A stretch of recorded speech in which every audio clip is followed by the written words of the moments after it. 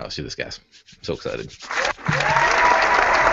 Good evening. Hello. Welcome to the Row Hangout for your Friday night, August 8th, 2014. It's the NFL preseason underway. It is really baseball is heating up, but we have got a lot to talk about this evening in the world of sports video games. Finally, gentlemen, there is all of a sudden, after a long summer of very little information, there is a huge wave of data that's come at us. So, before we get to it, let's introduce our panelists. Of course, with me, as always, from Washington, the curator, the owner, the man, the myth, the legend behind PastaPadre.com, Mr. Brian Weedeye. Brian, welcome to the show. I come to you depressed this evening, Rich. I don't know if you saw yesterday, but the Denver Broncos enacted revenge on the Seattle Seahawks. They were victorious in the preseason, and I don't know what to do with myself now. It's all over. It's my hopes and dreams of the undefeated season are gone. And 9-game preseason winning streak out the window. I haven't felt like this in a long time, Rich. I'm sorry for your loss, and you'll get through this. You will get through this with the help of family and friends. You'll get through this. I promise. Thank you, Rich. And up next, we have from the great state of New Jersey, from thatsportsgamer.com, the inestimable Mr. TJ Lowerman. TJ, welcome to the show. I have no idea what inestimable means. Inestimable? If I go to the dentist, can they not put me out to get like a tooth pulled or something? It means nobody can overestimate you. I think that's what it means. I thought it sounded good. Maybe nobody not. can overestimate me. That's right. You are above overestimation. Wow, this is getting deep. This is getting deep. I don't know if that's a compliment. Maybe not. Well, you're a good guy, TJ. It's good to see you, as always. Boy, there's a lot to cover. As I mentioned at the top of the show, we had a lot of information start flooding in about all of our favorite sports games coming out this fall. We're going to get to all of it, but before we do, I want to take care of a little bit of business. Up first, next Friday, we have got the Press Row Podcast 2014 Fall Sports Games Special. The preview will be hitting. It's one of the most popular shows of the year. We're going to have all of the Press Row Podcast hosts and panelists on that you know. We'll have, obviously, Brian and TJ. We'll also have Kat Bailey and Owen Good and Chris Sander and Sumit Sarkar. It'll be a full house, so that's going to be a lot of fun. So look for that next Friday. And one more thing I just wanted to mention before we get into it. TJ, you might know a little bit about this. I know a lot about little things. I've got a problem. And that problem is I cannot stop playing MLB The Show on PS4. It's really kind of weird how much I'm playing this game. TJ, you're in the online franchise that I'm in. Brian was, but he dropped out. Is it just me, or is this game even better than we were hoping it would be? No, Rich. First off, has the problem lasted at any time longer than 4 straight hours? If so, Today, yes. Contact the doctor. All right, I'll do that. Yeah, the only way I was able to stop myself was by making a hard and fast rule for me to stop at the trade deadline, so that you guys can all catch up to me, because I'm way ahead of everybody. Yeah. So I just want to keep playing more and more. So now I'm back to playing my True 162, playing this. I started playing Road to the Show again. I mean, there's just so much to do, so little time. With Madden coming out soon. So I think as it goes to the show, when you get deep into it, when we were talking about online franchises and TJ, you playing through a full season, the realism, that's really where it shines, because you're looking at your statistics after every game and you're comparing them to your buddies and stuff. And that's why I was loving that first season when I was in, and so disheartened when it screwed me over. But the more time you sink into it, I think the more value you get out of it, as long as it works. Well, the other thing that I found fascinating is that just like in real baseball, we are all, well, maybe not TJ, who's 18-3, but the rest of us human beings are going through streaks and slumps. Like at the start of the year, my Dodgers, I took the Dodgers because I wanted to have fun. They're a great video game baseball team. I started off really well, but then lately I've gone through a real funk. I lost 3 in a row at one point, then I lost 2 out of 3, and I thought I was kind of the only one, but then Gus Ramsey, who's also in our online franchise today, commented that his Mets have lost 3 in a row, and Gus is really good. Pete Dodd, who's the Red Sox over in the American League, started off very poorly, had lost several games in a row, and he's sort of come back. He's back to over 500. A lot of those streaks, not only the streaks at the team level, but also the streaks at the individual level. TJ, I'm sure you have guys who are just crushing the ball right now. I'm sure you have guys who are going through slumps. Like right now, Adrian Gonzalez is hitting just over 400 for me. He's hitting everything he sees. But Wani Ribe is really struggling mightily. I mean, TJ, who's doing really well and who might be struggling for you in your online franchise right now? Right now, Corey Hart's doing the best, as I am the M's, just to make Brian feel good. Felix Hernandez is throwing great. One thing that I'm doing that I don't think a lot of you guys are doing is I'm mixing up my lineup constantly. I've already benched Brad Miller, I believe his name is, the shortstop. I have Nick Franklin starting over him now. He's hitting like 600. Robinson Cano is doing a very A-Rod-esque, hitting home runs when we're up like 4 or 5 runs. That's kind of sweet. But yeah, it's weird, especially because the Mariners' team composition is a bunch of power-hitting lefty guys, and they're not all great power hitters. They're just lefties that can't really move too much, so they seem like power hitters. Shuffling in and out of those guys and switching up the lineup. Actually, Justin Smoke, I think he might be the hottest hitter on the team right now.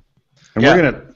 Oh, I was just going to say what fascinates me about it is, and I've mentioned this in our email thread, is when you have each of us playing with different teams, but then TJ takes over the Mariners, who I was playing with earlier, and he does really well with certain players, and it differs from who I would do well with and who I struggled with. Like Robinson Cano, he was probably the worst for me on the whole team, and I don't know why. I think sometimes you get, he's got the entire strike zone hot, and then you just start swinging away at everything. I don't know if that's why, if it's a psychological thing or if it's their stance and timing-wise, that can kind of throw me off too. But there were players that I was really successful with that TJ's maybe not as much, and then he's raking with guys that I was struggling with. So I don't know. It just interests me to see how that differs from person to person. Yeah, it's funny with Cano. I think I'm actually hitting maybe like 240, 250 with him, but it seems the only time he's getting home runs is when we're already up by 5 or 6 runs, and it's not really necessary. But yeah, I've noticed in the last couple of years, I do really well with lefties. So the M's roster, full of lefties, so it's actually great for me. But in my my other franchise, I have a ton of righties, and I don't know why. I don't know if it's just a mental thing, but I cannot hit that great with them, or at least not great for average. I used to be better with lefties until the MVP 04 glitch, where you couldn't hit home runs with lefties. And that screwed me up for a lifetime. But I will say again, and we talked about it on the regular press row and also on the Dodcast and other shows, but being able to be in a league where you're able to play the computer most of the time, but you've got 3 or 4 friends in it, to me personally ramps up the enjoyment factor times a lot. And it's interesting, too, as we're going to get into conversations a little later on about the whole concept of online franchises in different sports games. I think we might have really gotten lucky that MLB The Show elected to put in an online franchise. Yes, there are certain things about it that don't work particularly well, although they are being addressed and fixed. But I think we might have dodged a bullet because I don't think we're going to ever get any new online franchises in any of our big sports games if they're not already there. I think at the most we'll get modified versions of them, and we'll get into that a little later. But obviously, playing in our online league in MLB The Show would not be as good as it is if the game itself weren't in many ways spectacular. Again, the more I play it, the more wildly impressed I am with how great of a game a launch title. Yes, it wasn't launching when the PlayStation 4 launched, but it was still the initial version of MLB The Show on the PlayStation 4. I'm continually impressed with just how well it plays, and how beautiful it looks, and how realistic it is. I mean, TJ, I know you've seen a whole bunch of things that happen rarely or once in a while. I mean, it's not like really most other games where you kind of just get used to the same animations. There's always weird, random things happening. To me, it sounds like it is with you as well. Yeah, still seeing a bunch of cool plays, especially like balls in the hole, watching guys make good throws. Some that I've been pretty impressed with, like my third baseman going into foul territory on a backhand and making a throw out to first and stuff. But it's even like the real baseball things that happen. Like one of the storylines in our league is that I traded Chris Young to the White Sox with a prospect for Diane Viciedo. His first at bat, he came up, got a 3-0 count, and like in real life, that pitcher is just trying to throw it over the plate for a strike. Shouldn't be swinging at all. Hit a home run deep into the stands. But it's just, all this stuff is just so realistic that it feels really good. I mean, sometimes you feel like you hit way too many pop-ups or way too many grounders, but other than that, everything just feels very much like what you're going to see in a real baseball game. And it rewards you for playing well, right? Like, when my Dodgers win, typically I have to grind it out. Like, I got to get 6 or 7 innings out of my starter, and then I got to go lefty-righty in the 7th with my middle reliever. I got to go lefty-righty with Paco Rodriguez and Brian Wilson in the 8th, and then I got to bring in Jansen in the 9th. Like, when I win, that's how I win. And most of my games are close games. Like, each of these games, by the time it's over, I'm like, wow, okay, when I won that game, I really had to work. And even when I lose, like I lost a couple of games by 1 run, it was my fault when I lost. Like, I wasn't patient enough at the plate. I didn't wait for my pitch. You know, I was aiming low in the zone, and I swung even though it was in the strike zone and it was higher up, and I hit a lot of pop-ups. Like, it just really rewards you when you play well. And more often than not, it punishes you when you play poorly, but it does it in a way that it does not feel cheap. It feels great. Like, I just feel great when I win a game in MLB The Show, because unlike really most sports games that I've spent this much time playing, I still don't know how to win, other than I just got to focus, I got to bear down, I got to try to do all the right things at the plate and in the field. So, again, I just wanted to mention it because some people have their Dota, some people have their League of Legends.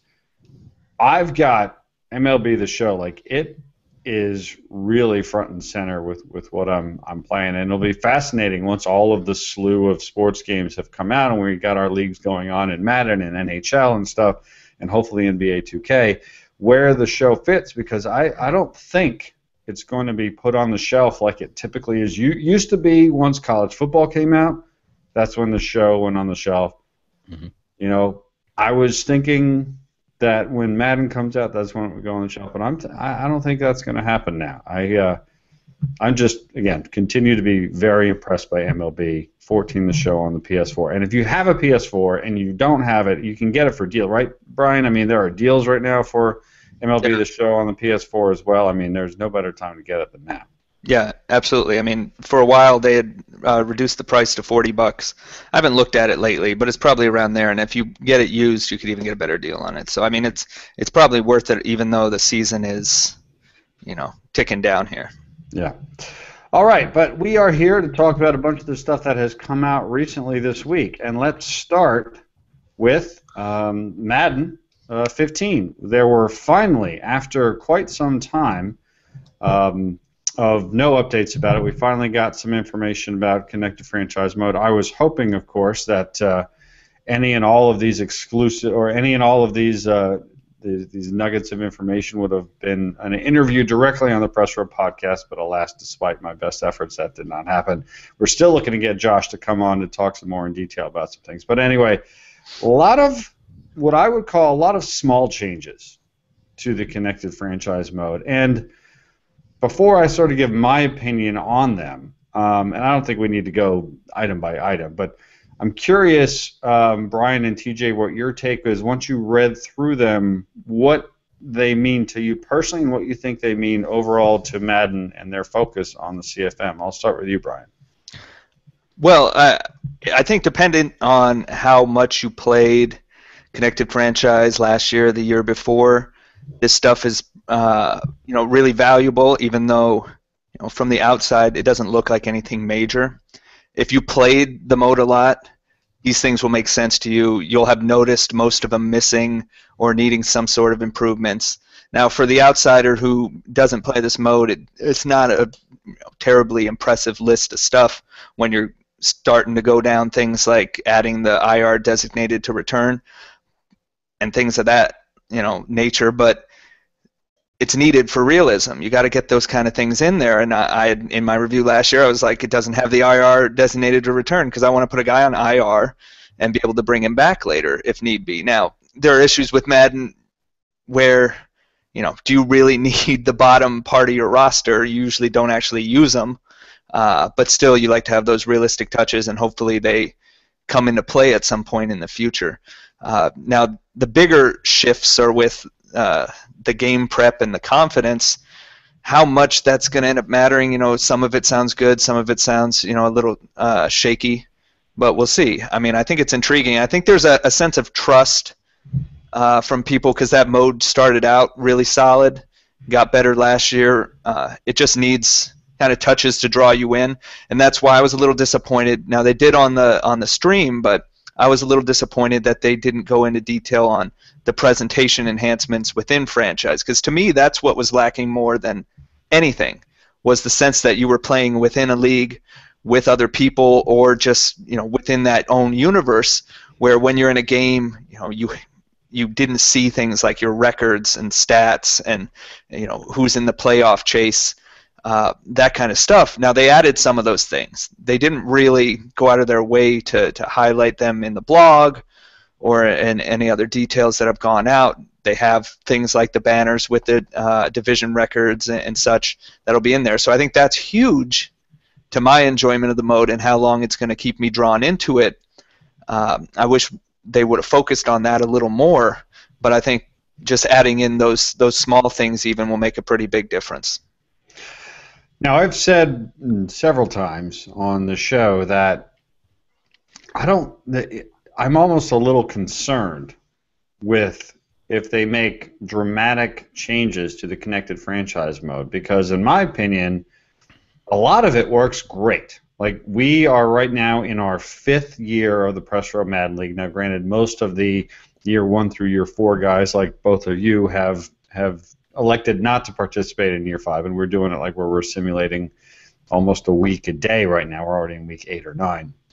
But, I mean, for the most part, a lot of it works. And, frankly, the connected franchise mode in Madden is, in my opinion, by far the most robust of any online franchise options in any sports game, right? I mean, you can be an owner, you can be a coach, you can be a player, you can jump around. There's a lot going on in it. So, on one hand, when I saw the list of stuff, I'm like, okay, cool. They're not making wild and crazy modifications. They're not completely throwing the thing up in the air like they did when they first introduced Connected Careers a few years ago. They're really, it appears, if they're fine-tuning a lot of things. A few of those things I have some concerns about, actually. TJ, when you were looking through that list, is there anything that you saw that stood out to you, or anything you were hoping for that you didn't see in connected franchise mode in Madden 15? Yeah, the big thing that really jumped out to me was the game prep stuff, and that would have been huge for me last year when I was, or Madden 25 in our franchise, when I was the 49ers. I knew Frank Gore was not long for my team, but there was nothing I could really do to get Marcus Lattimore ready to take over the starting running back job. It was, we do some practices. I'm not going to give him a ton of carries in the real game, so he's not going to build up much on that. But now I can go in, I can do certain practices just with him and build up his confidence and build up his stats and make him a better player, instead of just doing a whole team practice where nobody individually is really getting better. It's just we're building XP that we can then go spend to kind of build the guys up a little bit. But I think that's going to be the biggest thing right now. So you can have your, I think in the stream they were talking about how, Tom Brady's going to be great. He's not going to get much better. Practicing with him is pointless. Go get your backup quarterback, start building him up, so that in the case that he has to come in, or if he's going to be the future of your team, he's going to be ready. And that was my biggest problem with my team in our CFM, was all the second-tier guys just weren't good enough for when the first guys retired, that we couldn't do anything. And after the first 2 seasons, my team went straight down the toilet. Yeah, it's interesting. I have no issue at all with the sort of the introduction of the new game prep, um, and exactly your reasons behind why you like the idea. I completely agree with. Um, I'm not particularly enamored yet, and again, I'm not judging it. I haven't played it. It might turn out to be terrific. I'm not particularly enamored with the new confidence level versus the hot streaks. Now, granted, I'm not saying I like the hot streaks and the cold streaks. Um, a couple of years ago, it seemed like they were almost influenced the action on the field too much. With the confidence, you read what they say, where confidence, if you get a blowout victory, your ratings will go up. If you get blown out at home, your ratings go down. There's a lot of things. I mean, I suppose that in real life that happens, but I don't know that I'm particularly thrilled with that. Again, we'll see how it goes, when we see it. But a couple of things that I was hoping for that I don't see, and again, just because I don't see them doesn't mean they won't be in. Number one is practices. Now, a lot of people like to make fun of me because when I saw that basically game prep had been substituted for practice.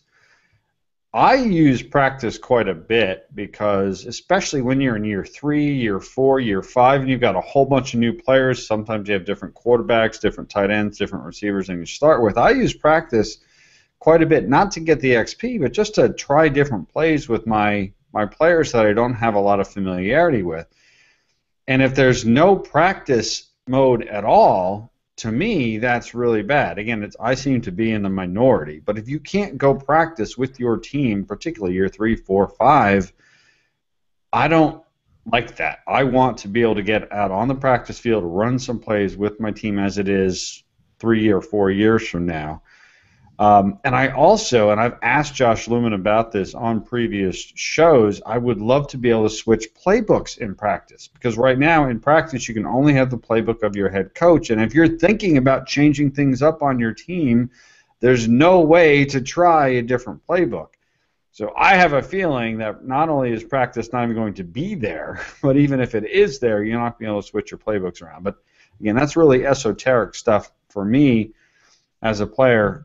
Brian, did you use practice mode at all in your online franchise? I hated the practice mode. Now, I think it's important to have some way, to get a feel for your players, especially after that first season. When you draft a first-round guy, you're excited about him. You can look at his numbers, his stats, his attributes. That doesn't really tell you how he's going to perform for you, though, or situationally how you want to set him up. So you need to have some sort of a scrimmage type of situation there. It doesn't have to be a practice where you're earning XP. Just give you a chance to scrimmage with your team, right? Right, exactly. Mm-hmm. And I think that's critical, and you have that in other games that have online franchises. You have the ability to practice with your teams because they evolve and the players change, and you have to learn those players some way. It's not a great, and preseason sucks in franchise mode. Right. It's not. That's not tailored really to get you to understand how to play with your guys either. So I think you need that scrimmage, and if they don't have that, if they have nothing at all, that's definitely going to sting, and I think that could really hurt in the long run.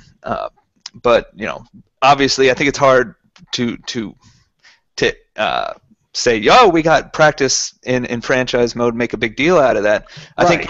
I think getting rid of it is not the smartest idea. I think they should have, offered some sort of a scrimmage idea. But the way they had it before, where you could play a full game or these situations, it was just boring to me. I didn't want to jump into a full game and learn my guys that way either. I'd rather have just pick a play, pick a defense, or just throw your guys out there by themselves even, and just run some plays, see how they react. I think that's pretty important to understanding and getting a feel for your team as you go. The other thing that I thought of when I was reading it, it appears as if the owner and the coach and the player modes are basically going to be back as they were, which is fine. But I was an owner, and I've been an owner a couple of times now, and one of the things that has become apparent to me is that money doesn't matter. For example, my Eagles were very high in popularity, and I made some money. and I redid everything in my stadium so it all got made better. But with the salary cap, I can't like spend that money on more players. I can't really do anything with it. And at the end of the day, like being an owner, there's just nothing to it. Like I didn't get any value out of it. Yeah, the only reason for me to be an owner was if I wanted to move the team and get a new stadium, or build a new stadium for your team in their current city. That was really the main draw to it for me, and I think probably for a lot of people. Getting into the things where you're setting your prices on jerseys and stuff, that minutia that interests some people, sure. That just doesn't attract me really. But I mean, if you make more money, what were you going to do with it? You can't go out and spend on gifts for yourself. Exactly. I mean, TJ, were you looking for any other sort of modifications or highlights to either the owner mode or coach mode or even the player mode? I mean, still the thing that we need in the game is just like mass subs. Like if you're up by a lot or you're playing absolutely game, to bring all those scrubs in and get them some playing times. But yeah, like what you're talking with the owner mode, how making the money is kind of pointless. I mean, I don't even know if it's still in MLB The Show because, I guess all that stuff's out now, but you used to be able to spend that on, like, now your team flies in airplanes, or now you can go hire these new guys to make sure your injuries are better, or now you go get a new training staff to make sure they get better. I mean, all that stuff is stuff they could put in. Like, remember you could buy, like, oh, you picked up the AAA insurance company, and now if somebody gets hurt, it's like 20% off of how much they normally are hurt, or they won't go on the DL as often. Right. That would be good stuff to spend that money on.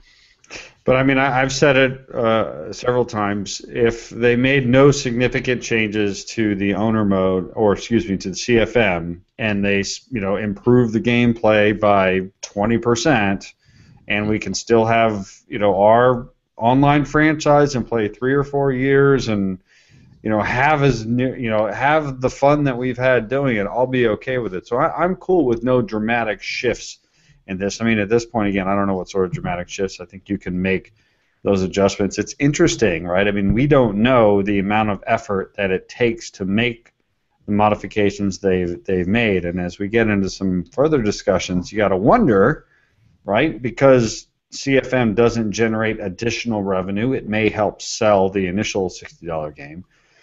But is there a shrinking amount of time being dedicated to a CFM mode in Madden and a increased amount of time being dedicated to additional revenue makers such as Ultimate Team? We don't know.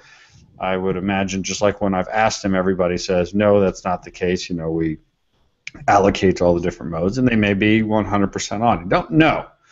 But, it's been an interesting... It's been an interesting few weeks as information has come out about Madden and what the different focuses are. So speaking on an interesting couple of weeks, NBA 2K15 and NBA Live 15 have both been in the news this week as well. For the first time, we really started getting information about NBA 2K15. Brian, I know that you are incredibly excited about the just announced offline NBA 2K15 MyLeague team. MyLeague mode, which does appear to be a pretty expansive and impressive offline mode where you can take over one or more teams, and you can even, which gets me excited, import classic teams or EuroLeague teams and have a whole lot of fun and play, 1 to, I think they said 80 years of a franchise. So it's offline mode, and it does not involve VC, meaning there's no VC currency other than that you just earn, but you don't need VC to play in the mode. So, Brian, give me your initial thoughts when you heard about the new MyLeague mode in NBA 2K15.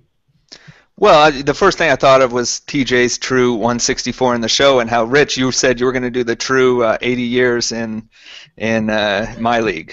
So that I thought that was fantastic. I couldn't wait for you to stream like 44,000 games. That was what I was looking forward to. No, what fascinated me about this was not so much the mode, the specifics to the mode, which I think is fantastic for the people who are into it. I agree. A lot of those options, to me, I don't even change sliders really in anything. So when you start offering these millions of different options and variations on things, that just goes over my head. I don't really like to dig into it that way, but there are a lot of people who do. So this is a great respite for those who wanted to get, number one, away from the VC, which I think is a good sign. There are a few other things they mentioned that are good signs. Yes, they are. And for the kind of association mode people who got abandoned when they switched to MyGM on the new systems with NBA 2K14, association hadn't really been touched for a couple of years even before that. So that's a wonderful thing for those people to have, and there's a lot of those people. Now we get into the debate of, is that where resources should go, is towards these modes like franchise and dynasty and MyLeague, because EA Sports with NBA Live seems to think dynasty isn't important anymore. But boy, I'll tell you, when I polled people on Twitter and said, what would you think if EA didn't improve Madden's franchise mode very much this year?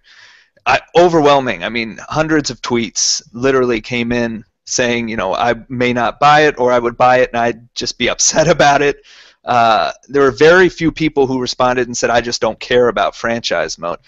So even if their metrics are telling them that people are playing it at a smaller percentage than in the past, a lot of those people are the ones who create the word of mouth, and it's the hardcore crowd that likes those modes, and they often drive more people to the game or away from games, and the casuals tend to follow that crowd. So you have to not necessarily appease, but you have to please those people who have an interest in that mode that's been around. It's been the way they've played sports games for 20 years, 15 years, 10 years.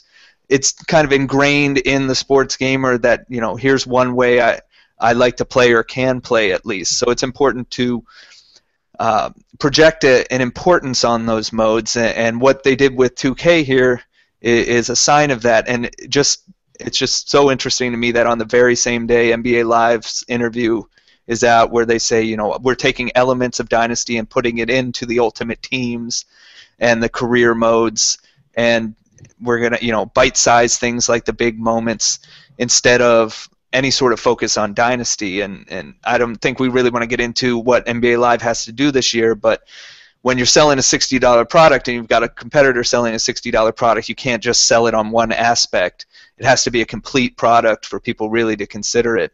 And if you don't have the modes to back up even good or decent gameplay, the value of that product drops, and the interest along with it, I think. So the philosophies are different here, and NBA 2K is coming from a position of strength where they can spend time on it and put extra time into a mode that may not interest everybody.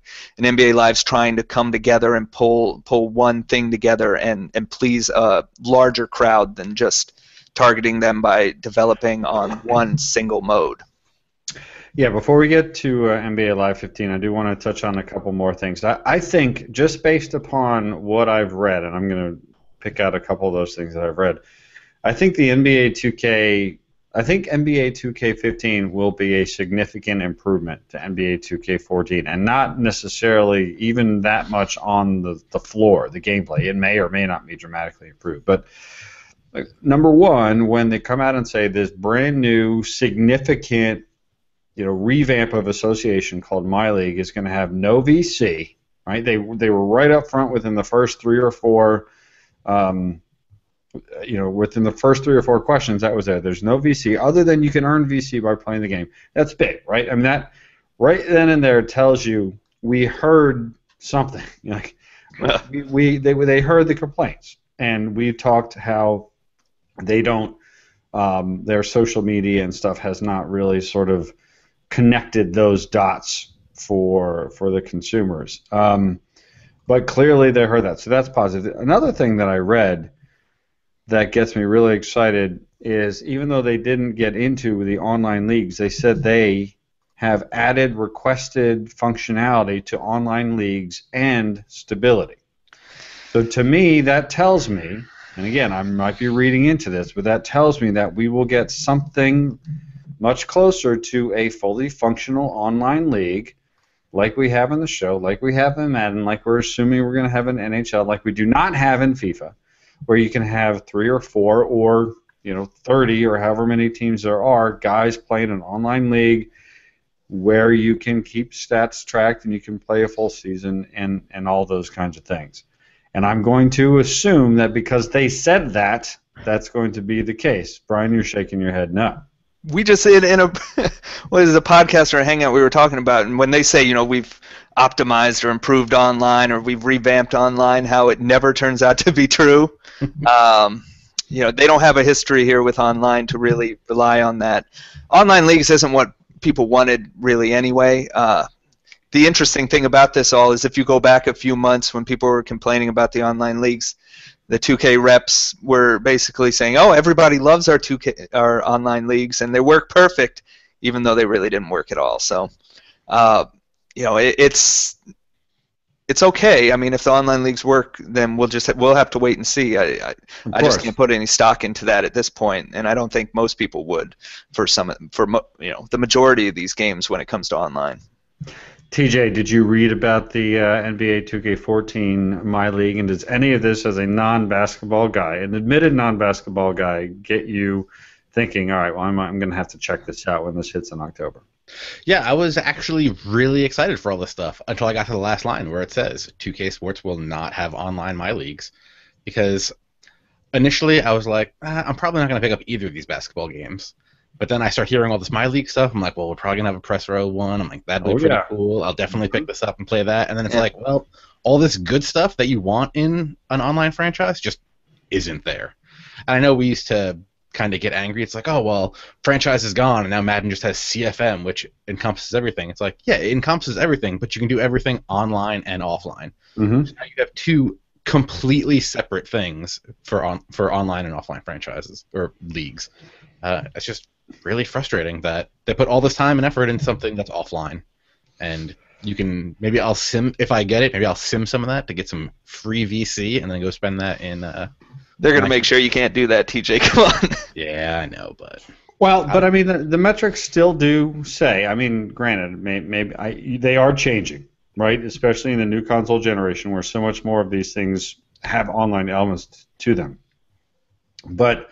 Every conversation I've had with the folks who make these games say the vast majority of people who buy their games play single-player modes.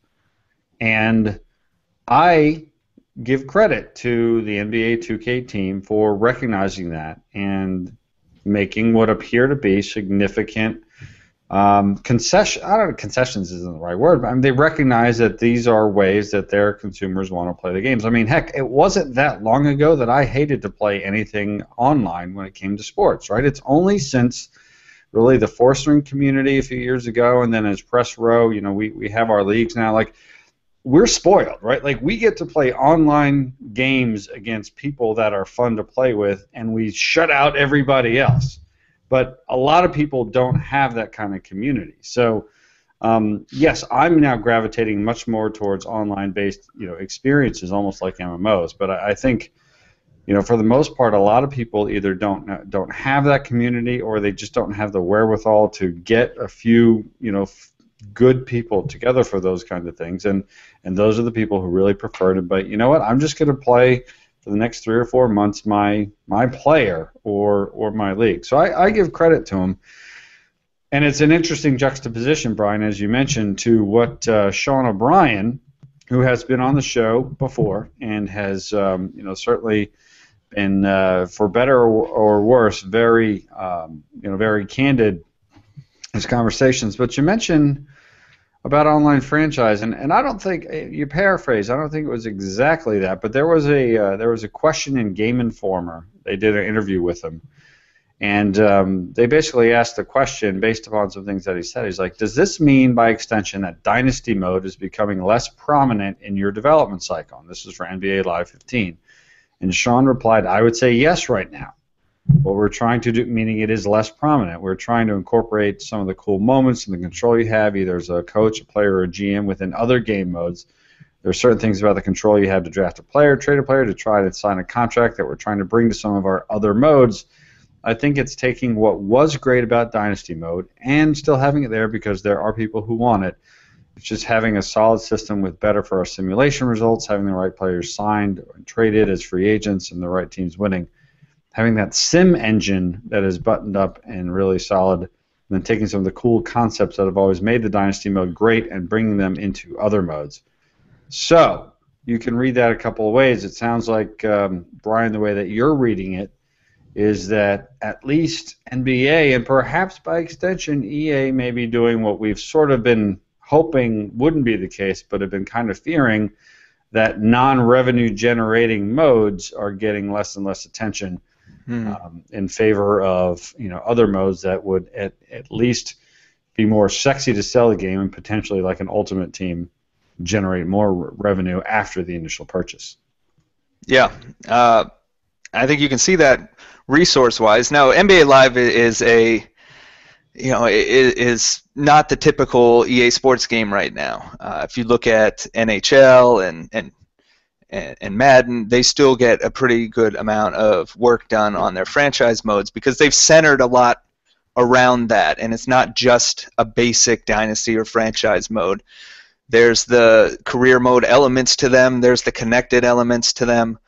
They're all being online, if you wish, or offline. They work them together in a way that makes sense for the future. Now, when you have NBA Live building from essentially the ground up when they restarted, where would you put your focus on? I don't disagree that Dynasty would probably be the wrong place to blow out the first thing before everything else in NBA Live, because there's so much going on there that they have to build from in so many different areas that they can't just focus on one mode. I mean, they threw the game out there last year with the career mode, with Dynasty, with Ultimate Team, none of which were very well fleshed out, but they wanted all of that there.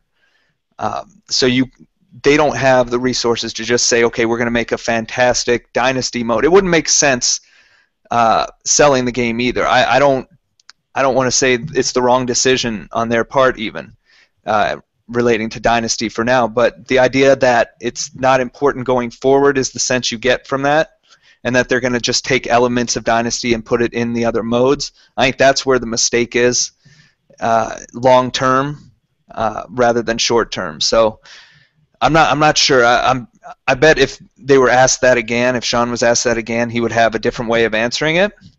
But right now, I can understand the concern from people that, hey, ultimately the resources are going to go to those revenue-generating modes, especially in games that are being rebuilt because they don't have that foundation already. If Madden didn't have connected franchise right now the way it is, would they start that venture back up for 2 or 3 years building that mode? Probably not. Probably not, because we know FIFA is not. They're not doing it, and they're really the only major sports franchise that does not offer it, and it's not coming for FIFA. And I have the feeling that for the most part, what we see now is what we will get, with slight modifications, updates, things that are highlighted as priority 1, 2, and 3 with the community.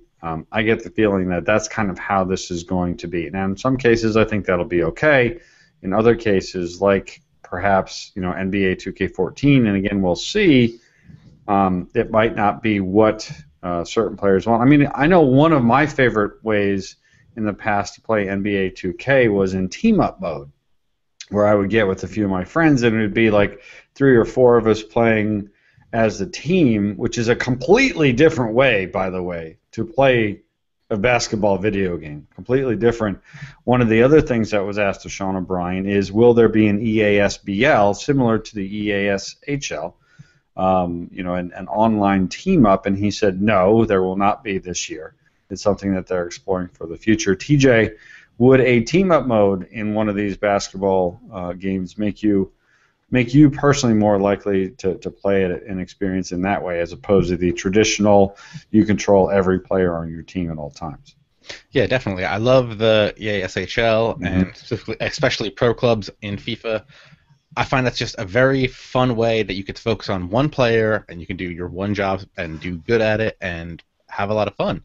And in basketball, if you're the big man and you're just going to post up guys all day and either kick it out or take your little beautiful turnaround jumper, I mean, that's what I want to do. I mean, sure. I mean, also, granted, I'm not number one Mr. Super big basketball fan, want to play career modes and franchises all the time, but just having that ability to grab you two guys and hop on and we're going to go rock some throwback Sonics jerseys, not in the park presented by Sprite, but just in a regular game and go on, I think that would be huge. That'd be a selling point for me. It's a great way to learn the game, too. I always go back to, I think it was FIFA 09 when online team play was introduced there. That really helped me understand the game and the tasks and how to flow within a team environment, and then I transferred that to playing normally.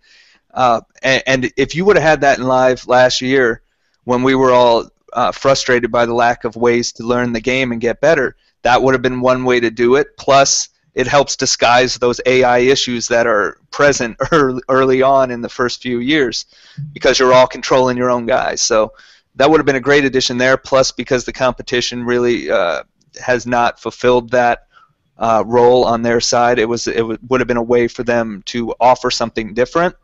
But I also understand that, hey, if the gameplay isn't great, if people would still rather be playing the other game, it really doesn't matter if you have that mode there or not. But I would have rather seen that than maybe some of the other things they did, but that was their decision at the time.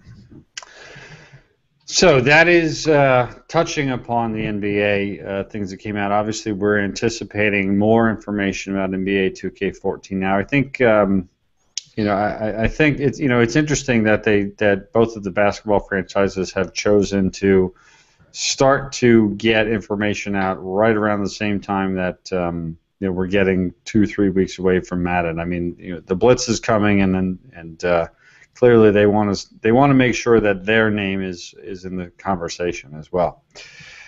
All right, so moving on, something that just happened today, I believe today, if I have my information correct. Yes. A major update in the ongoing NCAA lawsuit that all we, frankly, care about it is from the angle of will we get NCAA football and basketball games again.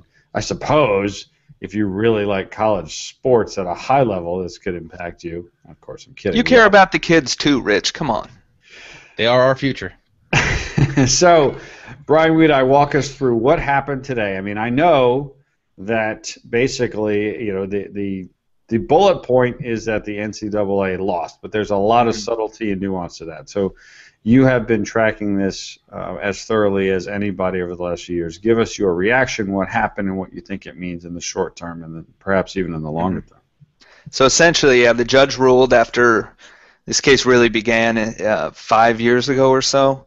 The judge ruled finally on it and ruled in favor of O'Bannon and the plaintiffs in the class action suit. Essentially, that the NCAA violated antitrust law by conspiring not to pay any of the athletes, and that they should be able to capitalize on their likenesses, image, names to an extent. Now, this ruling, interestingly enough, was not the death penalty for the NCAA, which a lot of people thought could come down, or at least the NCAA would treat it as such. There's a cap on how much the players can get, and it also has to be restricted to, you can't benefit one player over another, essentially, which is one of the big trouble with the class action was, does a Johnny football deserve more money than a backup offensive lineman on some team? That was one of the biggest issues with whether it could even become a class action suit, and what they determined is essentially it'll be even for everyone. So the idea is that they'll get part of a trust once they graduate or once they lose their eligibility based on their time there, and it won't be some huge amount, but it'll be something. And it does allow for EA potentially to get back in and pay for the rights to not just make the games, but the rights to the players and actually having their names and their actual likenesses on the field, that may be still a few years away, because NCAA is probably still going to fight this, even though it's not the worst ruling they could have gotten. They're probably going to appeal. It could end up all the way at the Supreme Court, which could be many years away. But they're not delaying the effects of this ruling, even if it is appealed. So potentially, EA could start getting names for the players and get them into the games. But there are a lot of details we don't really know or completely grasp yet how it'll affect how things play out. There are things like, essentially this applies only to players who enroll after July 1st, 2016. So would that mean EA would only be able to get the names for players beginning in 2016? And then they'd have to wait 4 classes essentially to fill the whole rosters. We don't really know that kind of stuff yet. We don't know if EA could pay in for that right now, or if the NCAA would just not allow it yet in this process. But my biggest takeaway was this was not the worst thing that could have happened in the NCAA, and I almost feel like they shouldn't fight it because it could have been much worse for them. And it brings back some promise that NCAA will be back in the next few years, because I'd always assumed that it wouldn't be back maybe even before like 2020, maybe even at all this generation. So now I'm looking at 2016, 2017 especially for it to return, and I think EA could pull that off if given the ability to pay into a trust, pay a lump sum as opposed to negotiating with individual players, which would have been much more difficult. There was also something that came out either yesterday or today. I've been on the road for a few days, so I'm a little fuzzy with my dates, but where basically the NCAA said, yes, the big 5 or 6 conferences can go sort of play by their own rules. And they're going to take a vote from all the different schools and things like that. But it looks as if the big boys in college sports, particularly football, but also to a lesser degree basketball, are going to be able to set new rules for themselves regarding compensating players and the size of scholarships and all those kind of things. Does that tie into this at all? I mean, could that also lead towards something that would get us a college basketball and college football game in our PlayStations and Xboxes anytime in the foreseeable future? I did not believe so. I felt like that was kind of independent, and that EA wouldn't even risk in that situation going with something there. I'm not privy to kind of the obviously the behind the scenes of how that would all work, but I haven't focused on that as much as I had this trial, because I think this sets the tone going forward, and it opens the door essentially that maybe EA wouldn't have walked through even with that Power 5 type of idea. I think this was what we really needed to get through first before EA or anyone else would really truly consider coming back in. TJ, college basketball, college football. You are a big college football guy. I know that in particular. That Sports Gamer college football leagues and NCAA football were legendary. Still going, the NCAA league. Really? Yeah. Can't believe it. I think it's down to like 4 teams right now. It's kind of like a Press Row Madden Year 5 where we're running it like a game a day, or a game 1 week per day. It's craziness. So where do you how do you see this playing out? Again, I know you haven't focused on it like Brian has, but from where you're sitting, you hear these things, you hear us talking about this, you have people, in your community who are playing NCAA every day. Where do you think the end game is? Yeah, I just hope in the next couple of years we can get something on these consoles that we have now that we can start playing. I know people are really excited that Operation Sports is going to have the 2015 college football rosters out. Yes, I think they are. They're going to have them out, right? They're not out yet? Or they're doing all that stuff now, so I'm really excited for that. I might hook up this Xbox one day and plug it back in, though I have to figure out if I have to get Xbox Live to get the rosters. I would assume I will. Yeah, I think probably. Yeah, probably. Such a hassle. But yeah, I think everybody's just they want something, an answer about when we're actually if and when we're going to get a new game. All this, okay, well, in 2016 they can start maybe paying into a trust. So does that mean right. 2020, 2021 we're going to start getting game once those 2015 people graduate? And I mean, we just need solid answers. Hey, video games are just a small piece of the whole, of the ramifications that come from this. It's about television, the broadcasting, and merchandising, and just athletes being able to, support themselves off of a little bit of income, even if it is capped or however it may be. It's at least something going forward instead of that one big organization just raking everything in for themselves, which really, it wasn't fair. We loved our video games, and I know a lot of people were mad at Sam Keller and Ed O'Bannon, but this is probably the right thing for everyone involved. It just sucks that we lost a year of NCAA, 2 years, 3 years, we don't really know yet. But, hey, at least stuff is happening. And I know not everybody likes to follow the legal proceedings, maybe like I do, but it's important to see this stuff play out, and we may have a better game in the future because of it. Hey, if we have actual names, actual players, we have will we have a Donnie Moore for NCAA football that's rating all these players honestly and talking about them, and I mean, it could make the game so much better. It really could, and it's just getting through these tough years right now and waiting through this process. And that's why I think, and again, I don't know nearly enough about it. In fact, I don't know anything about it compared to you, Brian. But that's why, when I saw that basically these top 65 schools are saying, that's it, we're going to make our own rules, I could see the hubris of the SEC commissioner and the Big Ten commissioner saying, you know what? We're going to go strike our own deal with EA Sports or with 2K Sports, and we're going to have them make a college football game with our 65 guys, and we're going to pay them each $5,000, and we're just going to do this on our own. Mm-hmm.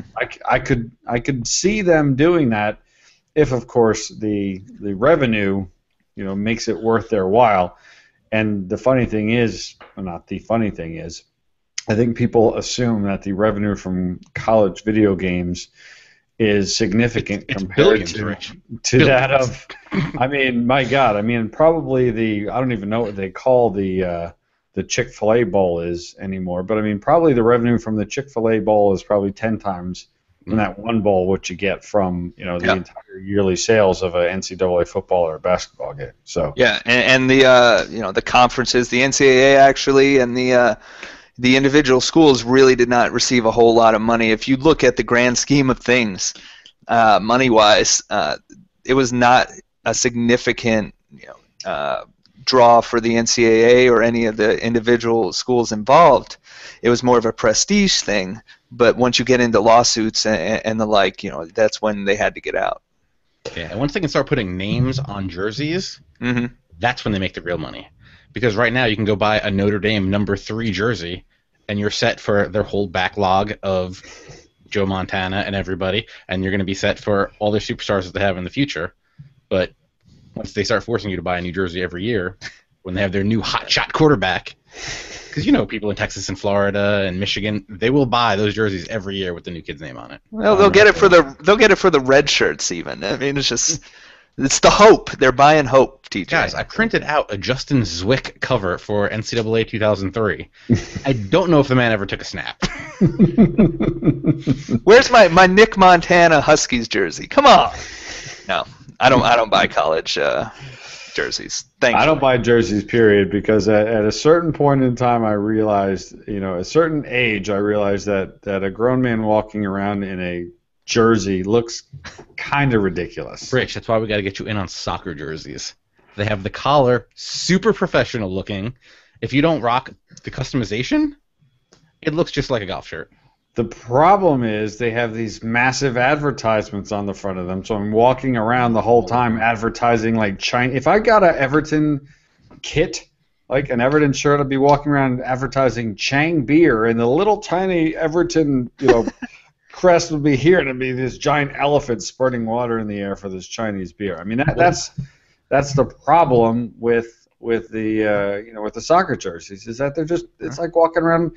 If you're a Manchester United fan, people think you're walking around wearing a Chevy ad on you your should have a Camaro and a Man U jersey on. They should give them out with the cars. That would be brilliant. All right, let's do the lightning round, boys, shall we? How do you feel about that? Yeah, let's do it. Lots of good stuff to talk about. We're going to hit a few things before we call it a night. Up first, TJ Lowerman, Hey. Twitch. What the heck is going on with Twitch? You are the Ultimate Team guy. You are the Twitch guy. Explain what it means to you, that sports gamer.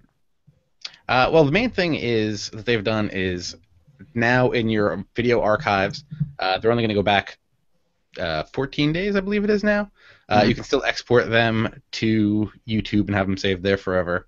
And if there is copyrighted music in those archives, not during your live stream, but in the actual archive that gets saved, whenever they hear that, they're going to block out like a 30-minute chunk that's just going to be muted for the whole thing.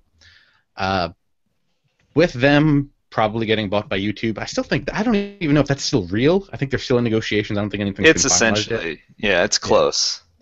But this is all stuff that was going to happen anyway. There's probably really weird laws that you shouldn't have been streaming music on your Twitch channel anyway because it's a public broadcast, and I'm sure if somebody wanted to come down on you, they would.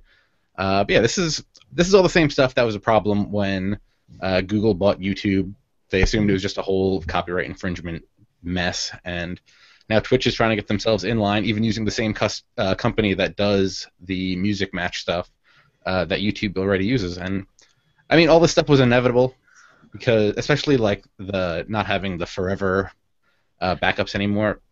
High def video is so huge. Oh my gosh, yeah. I mean, so many servers, and Twitch wasn't going to do that. I mean, even if you look at some of this other stuff, I know everybody's talking about going to like hitbox.tv.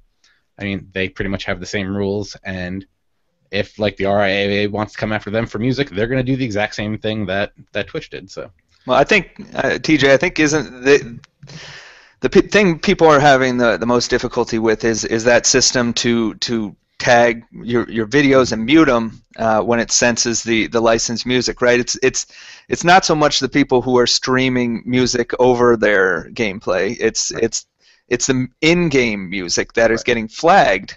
And so if you're playing Madden, and you made a great tweet that said just turn off the soundtracks. Mm-hmm. So if you're in a Madden menu, there's a good chance you get flagged and lose 30 minutes of it. But there were people who were singing getting flagged. There were and original music in games that were the game's copyright holders. So you could be playing Madden and there's a song plays after your touchdown that gets flagged. You lose 30 minutes. Yeah. And I mean, if you put anything on YouTube now, you'll notice that if you have ads on that stuff, once you upload it, 5 seconds later you'll be like, oh, hey, you can't put ads on this because there's someone else's copyrighted material in it, and it's like a Madden highlight. Funny, of all those ones I put up, never did I get a flag on the one with the Deion Sanders rap on it. Interesting. But yeah, this was always something that was going to be a problem. They just need to clear up the whole getting original music from games cleared through that. I think that's just getting flagged because they don't have any of that stuff in their system. And they need an easier way for the actual copyright holders to say, this is fine, let it go through. And supposedly they're working on all that stuff. They had a big Reddit AMA yesterday, and supposedly they're working on clearing all that stuff up. So TJ, are you outraged, or are you cool with what's going on? No, I'm cool. I knew all the stuff was going to happen. I've already turned off all the soundtracks in my games before this because of when I send stuff to YouTube, there's going to be ads on it probably, so I don't want that getting flagged. And Just don't hum something too close to a song, TJ.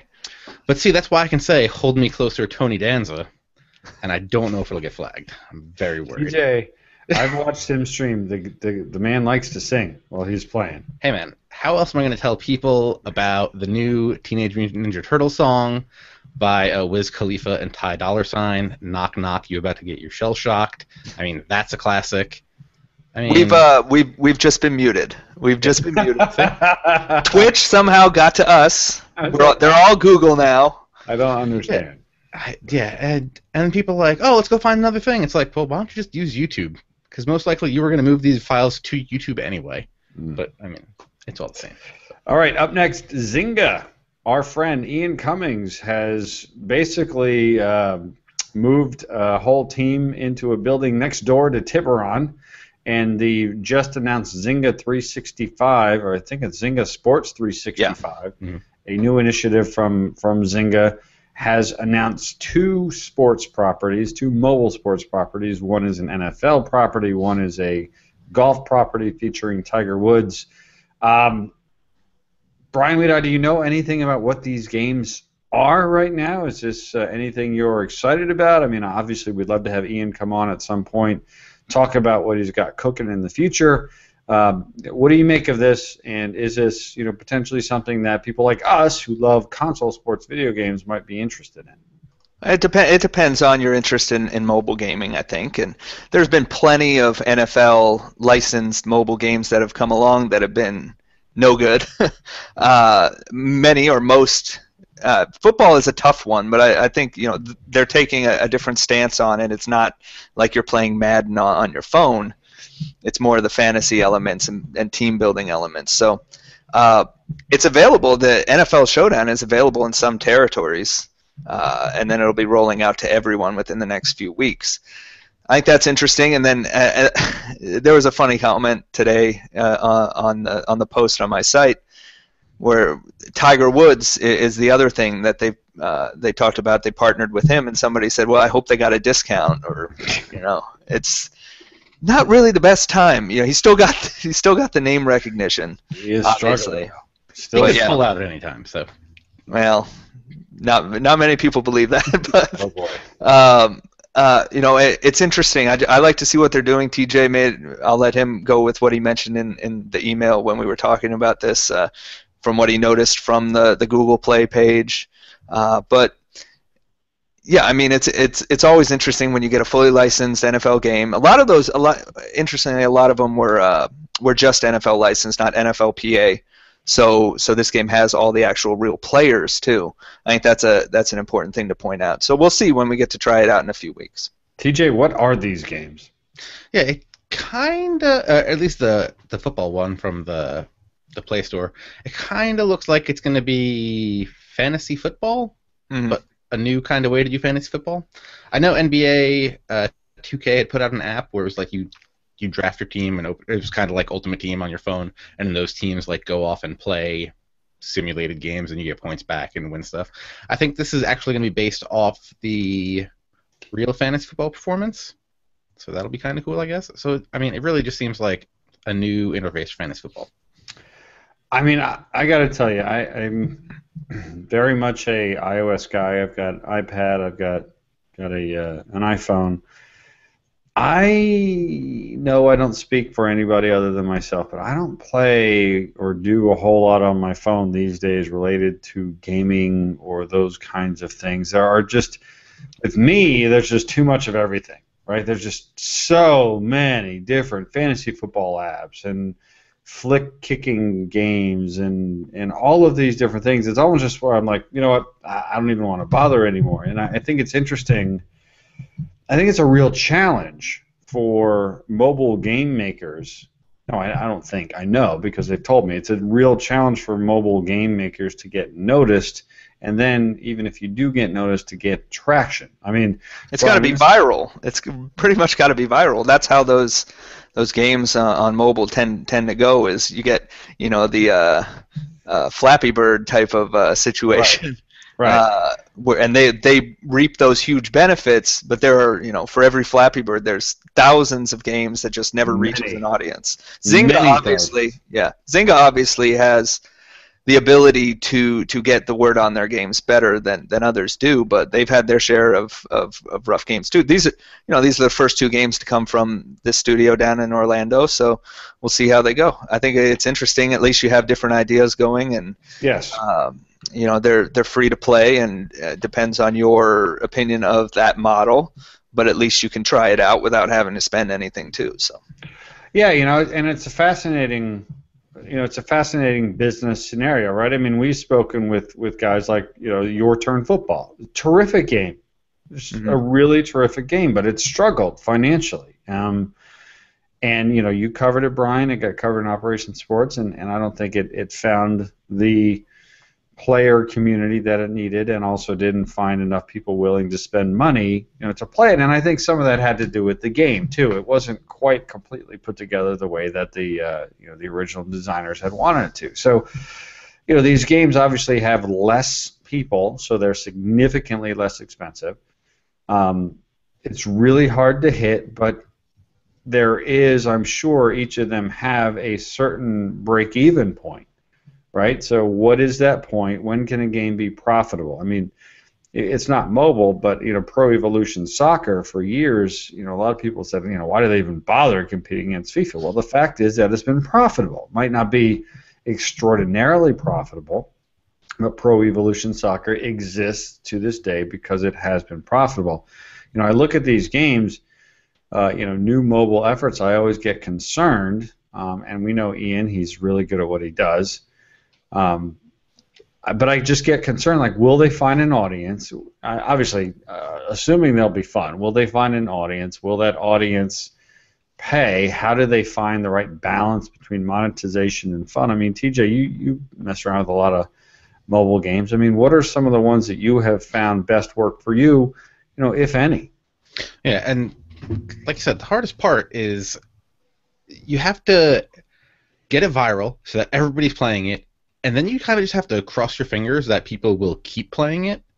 Because I feel like especially with the free-to-play games, because you just playing it once and then never playing it again, they're not going to make any money. They're throwaway, right? Yeah. And I think that's part of the problem. You buy a $60 game now, and you know what? You're going to play that because you spent that $60. Even if it's not that great, you're still going to go put some time in. I mean, you might end up trading it in, but you're still putting that time in to, like, make your purchase worth it. But if it's a 99-cent app or a free app and, you play it a couple times and you don't have fun, you just uninstall, and that's... Off it goes. Even, like, I love New Star Soccer, and when this came out, I started thinking about that. I was like, yeah, I haven't played New Star Soccer in a really, really long time. Probably, I guess all year, because I think we named it Mobile Game of the Year. I think we named a patch Mobile Game of the Year for it. And then the one after that, not as well received. No. I don't think I installed the second patch. New Star Soccer has taken in my opinion, a very, very bad turn. In fact, friend of the show, S Cream Burrito on Twitter, the guys from the Fortnite to Finish show, he actually went into an extended conversation about it. And it made me realize, because I have been dabbling in it on and off for a little bit, but yeah, even New Star, and I'm surprised. Well, no, I'm not surprised. I'm disappointed because it was so great for so long, and instead of introducing a new game like New Star Soccer 2014 or whatever, they just continually updated the old game to where I can't play the way that I used to be. And I used to be happy to spend $5 every 6 months, which isn't a lot, but when you got millions of people playing your game, if they spend $1 or $5, it's good. But the only way that you can play New Star Soccer now really seems heavy on the microtransactions, to needing to spend a few bucks to be able just to play the game the way that you didn't used to have to. It just... it's one of those things that's really bothering me, because I recommended New Star Soccer to so many people, and we've spoken, with the makers of the game on the show a couple of times before the latest came out. I mean, when you have that many people playing your game and you have this one opportunity to really cash in, and I don't mean cash in a negative way. Like, people who know me know I am pro-business. I am all for, if you can make money, make money. I don't mean gouge people. I don't mean screw people over. I don't mean lie, cheat, and steal. But I do mean if you have a good product, if you have something that people are willing to pay for it. I mean, TJ, you're an Ultimate Team guy, right?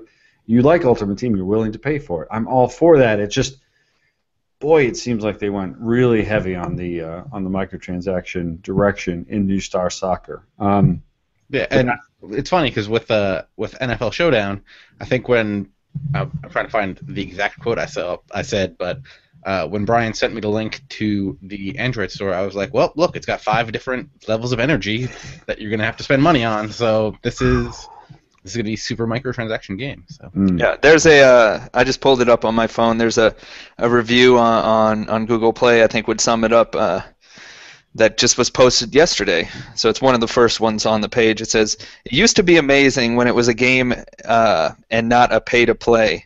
I bought it when it wasn't free and then got switched into this environment. It wasn't terrible as you could play without paying and still succeed. Now it's next to impossible to play without paying at some point. You need energy to train skills or they diminish. You need energy to play in games or you don't get paid. You need coins to repair items or you lose them. This vicious money grab circle has turned the game from timeless fun to excruciating." It is amazing, right? It's amazing to see it, and it's a modern phenomenon, right? Because I mean, you used to buy a game, and that was the game forever. Mm-hmm. Like you would have bought New Star Soccer 2012, and then 2013 and 2014. But now you can't play the game that you used to, the way you used to. You can only play whatever the latest version is, and yeah, it's really rough on you. And again, I don't even. Let's face it, right? I'm not rich. I don't think I'll ever be. Wealthy. You are rich. You're rich. I'm not wealthy. If I had an opportunity to become wealthy because something I produced, if somebody who really knew the mobile game well came to me and they're like, "Look, Rich, if you do this and this and this, you will make $5 million next year." Mm-hmm. I'm not going to sit here and tell you that I wouldn't do it, right? And clearly something like that has happened with New Star Soccer where they're like, look, you've got millions of people playing this every day. You can look at the analytics. And in fact, if you listen to the last episode that we had, I believe Simon is his name, on, he was just starting to be able to look at the analytics of how people play the game, where they go, how long they stay in certain places. I mean, analytics are incredibly powerful. And I'm sure that he hired, or the people who publish it, they looked at the numbers and they said, look, if you do X, Y, and Z, you'll make 10 times or 50 times more than you're making right now. It just, unfortunately, for people like us who have played it and loved it, now it's no longer fun. It's just another one of those games, and that's a real shame. All right, last thing before we call it a night, and I realize we're going a little long. The golf club is coming out probably the same day as Madden. No! Terrible timing. I'm a huge supporter of what the golf club is trying to do. I hope the game is terrific. I'm definitely going to buy it. I'm definitely going to play it. It's going to be difficult when it comes out the same day as Madden because, I mean, Brian, you know this better than anybody, right? What drives traffic to Pasta Padre? What gets people listening to the Press Row podcast? It's Madden. People love Madden. They want to hear about Madden. They want to talk about it. They want to watch it, play it. Golf club coming out the same day. Is it the worst possible scenario for the golf club coming out the same day as Madden 25? I think it. Madden 15. Madden 15. Yeah, I think it's about the worst possible scenario, or it would be close to any other terrible scenario for them, because it's just we've been waiting all summer where we had kind of a void, and we were interested in this game, which is doing something different. And from all accounts, it sounds like it's a good game. And like you said, we want to support that in any way we can. But when you have, it's not even just Madden being the same day, but it's 2 weeks later NHL, a week later FIFA, a week after that, or 2 weeks after that NBA 2K. Where does all the money go? And then you consider games like Destiny in September, and you say, where's all the money going? It makes it harder because the amount of money people have to spend on these games is finite, right? It's always the same with the sports games too.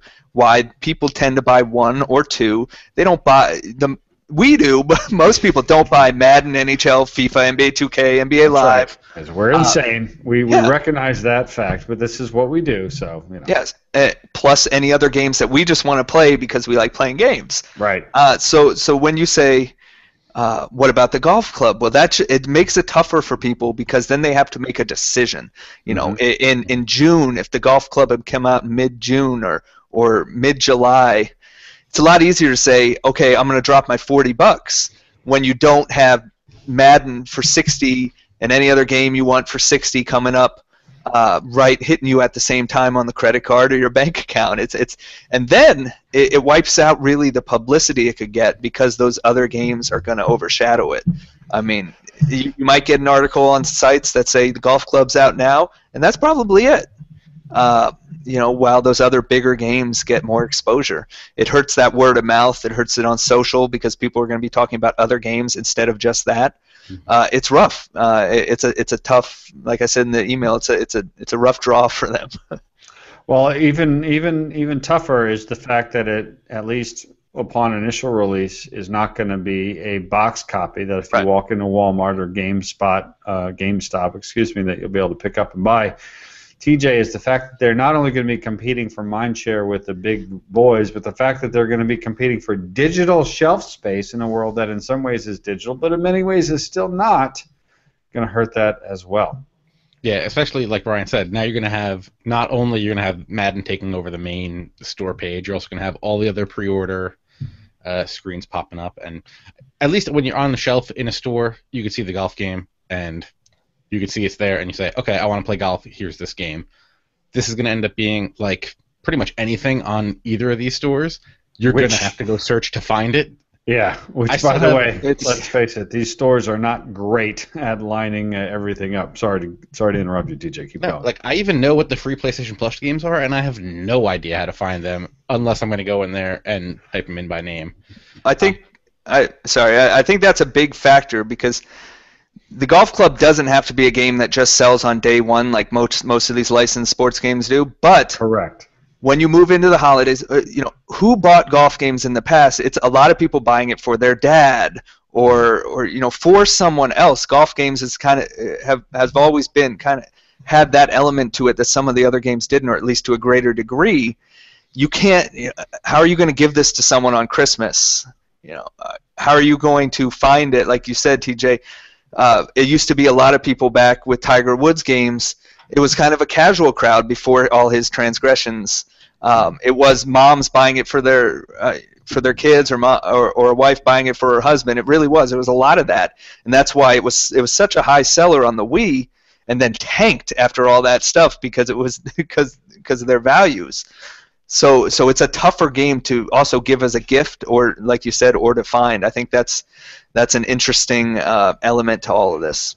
Now, conversely, there's self-publishing, right? So a lot of the costs that are associated with building and marketing, not building, but with marketing and distributing the game are gone. So perhaps that will take some of the sting out of it. TJ, you're about to say something. I was just going to say that, I mean, yes, it's for the hardcore sports gamers, it's terrible that it's coming out with Madden. Other than FIFA, probably the most hardcore of sports games. But I just don't know what the overlap is of the person that buys Tiger Woods and the person that buys Madden. But I also don't know of those people that are looking for Tiger Woods games, are they going to know that there's even a non-EA Sports golf game coming out this year that they should be looking forward to? So I'm just really worried about how that's going to work out for them.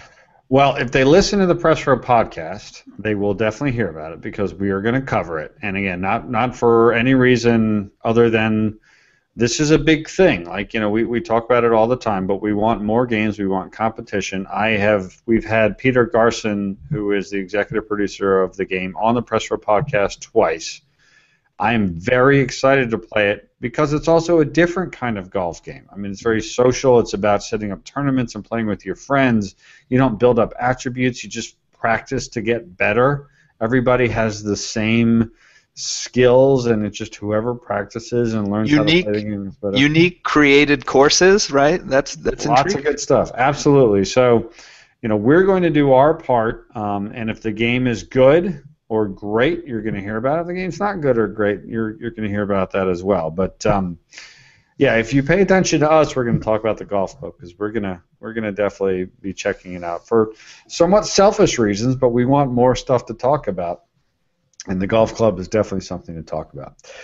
All right, gentlemen, before we get out of here, I want to say a couple things real quick. I want to make sure you do what I do every day, which is go visit pastapadre.com. Brian Weedeye posts every single day of the year without fail, always and forever. Thanks for setting me up, Rich. I'm sure I'm gonna be in the hospital or something now, thanks to you. Well, the robot that you created also posts every day. Yeah, the bot that will take care of the site while I'm dead. Like, it just rewrites the same old stories and changes the year number to the next game. That's all sports games are. It also just posts press releases. So it's almost what I do is almost as good as what that bot will do. So I would make a mainstream gaming website joke here, but I won't. Also, make sure that you visit Operation Sports. They are the distributors of the Press Row Podcast. Without Operation Sports, the Press Row Podcast would not exist. So please go say hello to our good friends Steve Noah and Chris Sander and the boys at Operation Sports. They are amazing.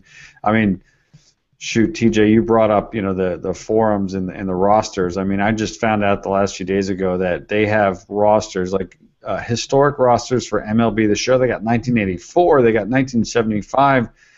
They got all the teams, all the players. I mean, the things that you can find if you want to enhance your sports game experience, you can find on Operation Sports. It's amazing. So go check them out. And, of course, go visit that sports gamer, TJ Lauerman. He's a good guy. He streams. He twitches. He tweets. He does all sorts of great stuff. And you might even be able to check out Game 5 of the 7-game series that TJ and I are playing in MLB 14 The Show. I wonder who won that game. That was quite a barn burner.